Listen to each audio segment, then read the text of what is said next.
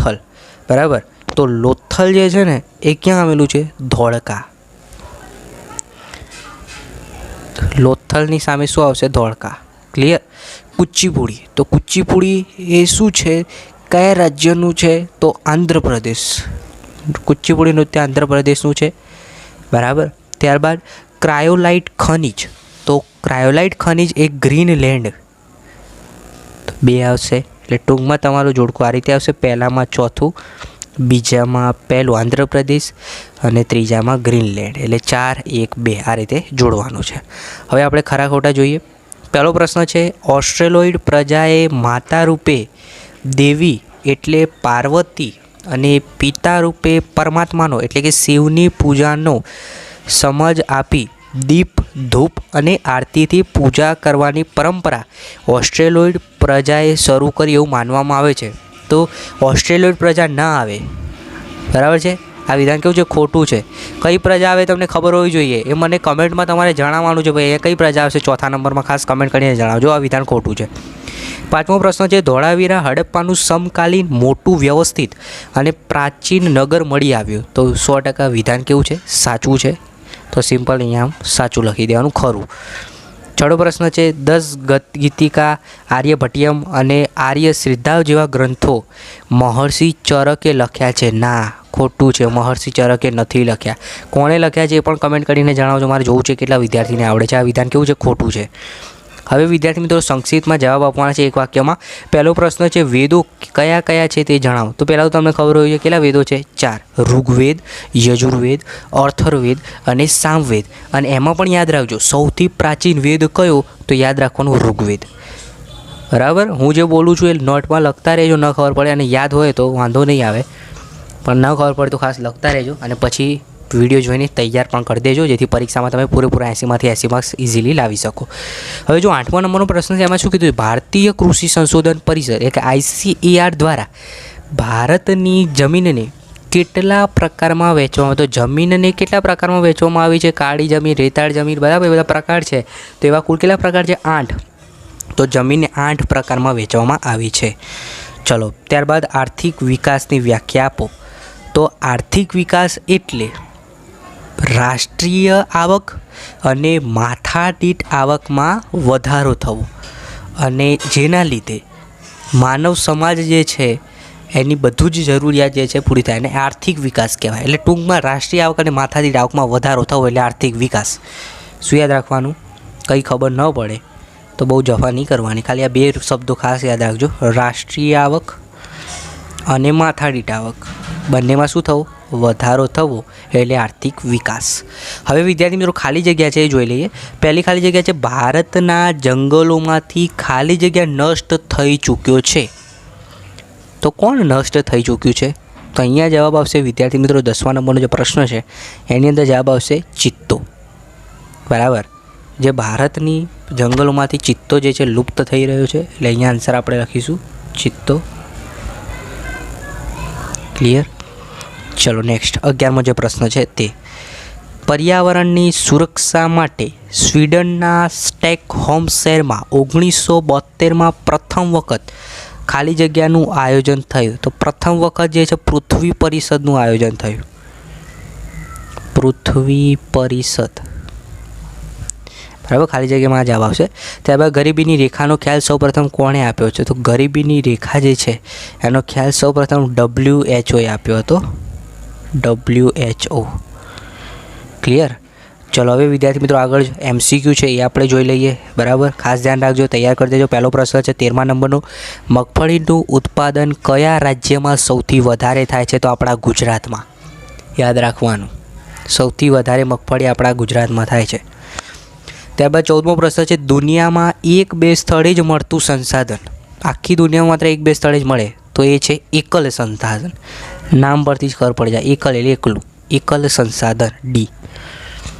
ચલો આગળ 15મો પ્રશ્ન, સ્થાનિક સ્વરાજ્યની સંસ્થાઓ જેવી કે ગ્રામ પંચાયત, નગરપાલિકા, મહાનગરપાલિકા, જિલ્લા પંચાયત એનું નિયંત્રણ હોય તે જંગલો શું કહેવાય? તો એ જંગલોને સામુદાયિક જંગલ કહેવાય. શું કહેવાય ભાઈ? સામુદાયિક જંગલ. ઇઝી ક્વેશ્ચન છે, ખાસ યાદ રાખજો.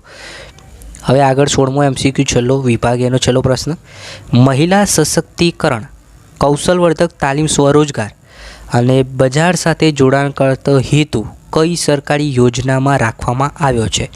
તો આ કઈ યોજના આવશે? મિશન મંગલમ યોજના. મિશન મંગલમ યોજના ક નંબરનું જે છે એ આવશે. ક્લિયર? હવે વિદ્યાર્થી મિત્રો, વિભાગ એમાં હું આશા રાખું છું તમને દરેક પ્રશ્નમાં ઇઝીલી ખબર પડી ગઈ છે. આટલું તૈયાર કરશો એટલે 16 માર્ક્સ તો તમારા ફાઇનલ થઈ જશે. હવે વિભાગ બી જે છે એની અંદર 2 ગુણના વિદ્યાર્થી મિત્રો 10 પ્રશ્નો છે જે તમને 20 માર્ક્સ અપાવશે. અને આ પ્રશ્નો એવું નથી કે ખાલી પ્રથમ પરીક્ષા પૂરતા છે. તમે જાણો છો કે આવનારી દ્વિતીય પરીક્ષા અને ગુજરાત બોર્ડની પરીક્ષા જે માર્ચ મહિનામાં લેવાનાર છે એ માટે પણ ખૂબ ઉપયોગી છે, એટલે ખાસ તૈયાર કરી દેજો. વિભાગ બીની અંદર પહેલો 17મા નંબરનો જે પ્રશ્ન છે 2 ગુણનો, ભારત પ્રાચીન સંસ્કૃતિ ધરાવતો દેશ છે, આ વિધાન સમજાવવાનો છે. જો એ ન લખો હોય તો એની અથવામાં જે પ્રશ્ન છે જે દર વખતે પૂછાય છે, વારસો એટલે શું, તેના 2 માત્ર પ્રકારો જણાવવાના છે. ત્યારબાદ 18મો પ્રશ્ન છે 2 ગુણનો, નેગ્રીટો અથવા તો એનું બીજું નામ છે હબ્સી પ્રજા વિશે ટૂંક નોંધ લખવાની છે. 2 માર્ક્સનો પ્રશ્ન છે, એટલે 4 મુદ્દા લખશો એટલે પૂરેપૂરા માર્ક્સ તમને ઇઝીલી મળી જશે. 19મો પ્રશ્ન છે, માનવ જીવન અને માટી વચ્ચે ઘણો જ પ્રાચીન સંબંધ રહ્યો છે, એટલે માટી કલા વિશે તમારે અહીંયા ટૂંકમાં સમજાવવાનું છે. પછી આગળ, લોથલ તે સમયે ભારતનું સમૃદ્ધ બંદર હતું એમ શા પરથી કહી શકાય? તો લોથલ એ ટાઈમે શું તમે જાણો છો એ બધું એના વિશે લખવાનું છે. બરાબર, 4 મુદ્દા લખો એટલે 2 માર્ક્સ પૂરેપૂરા તમને ઇઝીલી મળી જાય. અને આ પ્રશ્ન તમે જોવો હોય તો જોઈ લેજો. તમારા ગુજરાત બોર્ડની પરીક્ષા હોય, પ્રથમ પરીક્ષા 100% પ્રશ્ન હશે જ. આ બંને પ્રશ્નો તૈયાર કરશો એટલે તમને બહુ જ ઉપયોગી થશે. જ્યાં સુધી તમે ધોરણ 10 ભણશો ત્યાં સુધી આ 2 પ્રશ્નો તો તમને દરેક પેપરમાં જોવા મળશે જ. જમીન ધોવાણ અટકાવવાના ઉપાયો અને બીજું એની અથવામાં છે ભૂમિ સંરક્ષણના ઉપાય. આ 2 પ્રશ્નો ખાસ કહું છું તૈયાર કરી દેજો. 100% બોર્ડની પરીક્ષામાં પણ હશે. બરાબર, પ્રથમ પરીક્ષામાં તો હશે જ પણ બોર્ડની પરીક્ષામાં પણ હશે. ત્યારબાદ મોસ્ટ ટાઈમ્પી પ્રશ્ન, વન્યજીવોના વિનાશના કારણો. આ પણ તમને જોવા મળશે. કારણો કયા કયા છે તે જણાવો અને એનું વિનાશ જે છે અટકાવવા માટે તમે શું કરશો એ પણ પ્રશ્ન એક પૂછાશે, પણ આ ખાસ પૂછાય છે. વન્યજીવોના વિનાશના કારણો તૈયાર કરી દેજો. ગમે એમ કરી 1-2 વાર લખીને તૈયાર કરી જ નાખજો, જેથી તમને છેક સુધી ધોરણ 10 ભણો ત્યાં સુધી દરેક જેટલી બી પરીક્ષા લેવા એમાં તમને તકલીફ ન પડે. ત્યારબાદ વિદ્યાર્થી મિત્રો, આગળનો જે પ્રશ્ન છે કે બાગાયતી ખેતી એટલે કે ચા વિશે અહીંયા નોંધ લખવાની છે. બાગાયતી ખેતી ચા વિશે. અને જો એ ન લખો હોય તો કોફીવાળો પ્રશ્ન છે કે ભાઈ કોફીના પાકને પહાડી ઢોળા ઉપર સૂર્યનો તડકો ન પડે તે રીતે ઉછેર કરવામાં આવે છે. કેમ આવું કરવામાં આવે છે તે તમારે સમજાવવાનું છે. અને ત્યારબાદ જે મોસ્ટ ટાઈમ 2 પ્રશ્નો એટલે IMP એટલે પ્રથમ પરીક્ષામાં તો પૂછવાના જ છે, પણ હું આગળની વાત કરું છું. દ્વિતીય વાર્ષિક પરીક્ષા અને ફાઇનલ જે ગુજરાત બોર્ડની પરીક્ષા માર્ચ મહિનામાં લેવાની છે એ માટે પણ આ 2 પ્રશ્નો તમને ખૂબ લાભ અપાવશે. બજાર પદ્ધતિના ગમે તે 4 લક્ષણો. દરેક પરીક્ષામાં આ પ્રશ્ન હોય જ છે. બજાર પદ્ધતિના ગમે તે 4 લક્ષણો. એ ન કરવું હોય તો બીજો પ્રશ્ન પણ મોસ્ટ IMP દરેક પેપરમાં હોય, હોટ ફેવરિટ છે. સમાજવાદી પદ્ધતિના લાભ કયા કયા છે તે જણાવો. ત્યારબાદ 25મો પ્રશ્ન છે, ઉદારીકરણના લાભો જણાવો. 26મો પ્રશ્ન છે, એમાં વ્યાખ્યા તમારે સમજાવવાની છે, નિરપેક્ષ ગરીબી અને પ્રચ્છન્ન બેરોજગારી. ક્લિયર? વિદ્યાર્થી મિત્રો, આ વિભાગ બી હતું જેની અંદર પ્રશ્નો આપણે જોયા 10 પ્રશ્નો હતા, 2 ગુના એટલે ટોટલ 20 માર્ક્સ. સંપૂર્ણ સોલ્યુશનની PDFની લિંક હું નીચે ડિસ્ક્રિપ્શનમાં આપું છું, પણ તમે નોટબુકમાં જે હું પ્રશ્ન કહું છું ને એ તૈયાર કરી રાખો, જેથી તમે ગુજરાત બોર્ડની પરીક્ષા વખતે બી IMP શોધવાની જરૂર ના પડે. આ બધા પ્રશ્નો તો હોટ ફેવરેટ છે. બરાબર છે, પરીક્ષામાં પૂછાય જ, એ કરી જ નાખવાના પહેલાં, પછી બીજું તૈયાર કરવાનું. હવે વિભાગ સીની અંદર 3 ગુણના પ્રશ્નો રહેશે. અહીંયા વિદ્યાર્થી મિત્રો તમને 3 ગુણના 8 પ્રશ્નો લખવાના છે. બરાબર છે, એટલે તમને કુલ 24 માર્ક્સ અહીંયાથી મળશે. ક્લિયર? તો સૌપ્રથમ આપણે પહેલો પ્રશ્ન જોઈએ. પ્રાચીન સમયથી ભારત વસ્ત્ર વિદ્યા ક્ષેત્રે જાણીતું છે અને એની અથવામાં જે પ્રશ્ન છે, શાસ્ત્રકારોએ ભવાઈને ભાવ પ્રધાન નાટકો કયા છે, શા માટે તે જણાવો. બરાબર, બધા પ્રશ્નો નોટબુકમાં એવું તો લખતા રહેજો જેથી તમને ખબર પડે કયા કયા પ્રશ્નો IMP છે. કારણ કે તમારે હજી આખું વર્ષ બાકી છે. હજી તો પ્રથમ પરીક્ષા આપશો, એના પછી દ્વિતીય વાર્ષિક પરીક્ષા બી આપવી પડશે, એમાં પણ આ બધા પ્રશ્નો ઉપયોગી થશે. અને છેલ્લે પછી ગુજરાત બોર્ડમાં તો તમને ઉપયોગી થવાના છે 100%. મોહેન્જો-દડોના લોકો સ્વચ્છતા તેમજ આરોગ્યના ઊંચા ખ્યાલો ધરાવતા હતા. આગળ નાલંદા વિદ્યાપીઠ તમને દરેક પેપરમાં જોવા મળશે. આ પણ હોટ ફેવરેટ છે, નાલંદા વિદ્યાપીઠ. તમને આ પ્રશ્ન જોવા મળશે જ.